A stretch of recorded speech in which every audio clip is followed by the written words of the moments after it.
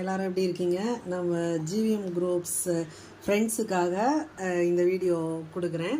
வெந்நீர் வைப்பது எப்படி அப்படின்னு கேட்டிருக்கீங்க. ஸோ இந்த மாதிரி வெந்நீர் வச்சு உங்கள் ஒய்ஃபை அசத்துங்க. ஸோ ஃபஸ்ட்டு வந்து நம்ம ஒரு பாத்திரத்தில் தண்ணி, இது வந்து பச்சை தண்ணி, நார்மல் வாட்டர் எடுத்துக்கிறோம். இப்போ அடுப்பை கண்டிப்பாக ஆன் பண்ணணும். ஆன் பண்ணிவிட்டு தண்ணி கொதிக்கட்டும். பாருங்கள், தண்ணி வந்து நல்லா அப்படி பாயில் வரணும். அதில் பாயில் வந்ததுக்கப்புறம் சுடு தண்ணி ரெடி ஆகிடும். ஸோ நம்ம அது வரைக்கும் வெயிட் பண்ணணும். தண்ணி பாயில் வரட்டும். எக்காரணம் கொண்டும் பாத்திரத்தை தொட்டுறாதீங்க, அது சுட்டுடும். தண்ணிக்குள்ளேயும் கை விட்டுறாதீங்க, அது சுட்டுடும்.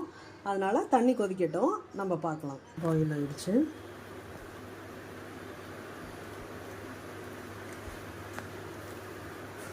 இப்போ பாருங்கள், பாயில் ஆகிடுச்சு.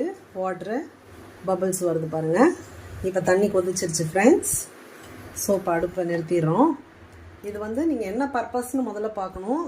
தண்ணி வந்து குடிக்கிறதுக்கு வெந்நீர் அப்படின்னா கொஞ்சம் இளம் சூடாக தான் தண்ணியை குடிக்கணும், ஆற வச்சுட்டு. ரொம்ப கொதிக்கவும் குடிக்கக்கூடாது, ரொம்ப சில் வாட்டரும் குடிக்கக்கூடாது, அது நல்லதில்லை. அதனால் கொஞ்சம் வெந்நீரை ஆற வச்சு இளம் சூடாக வெந்நீரை குடிக்கிறதுக்கு யூஸ் பண்ணுங்கள். ரைஸ் சாதத்துக்கு அப்படின்னா சூடாக தண்ணி வச்சுட்டு அதில் அரிசி எடுத்து போடணும். இன்கேஸ் டிகாஷன் அதுக்கெல்லாம் வெந்நீர் அப்படின்னா நல்லா சூடாக இருக்கணும். ஸோ நம்மளோட பர்பஸ் என்னவோ அதுக்கு தகுந்த மாதிரி வெந்நீர் நம்ம ரெடி பண்ணிக்கலாம். ஸோ இப்போ உங்கள் விருப்பத்துக்கு தகுந்த மாதிரி வெந்நீர் தயார். இப்போ பாருங்கள், இப்போ சூடான வெந்நீர் தயார். ஸோ இது மாதிரி உங்களுக்கு வேறு என்னென்ன தேவையோ அதெல்லாம் நீங்கள் சொல்லுங்கள், நம்ம வீடியோ போடலாம். Thank you friends.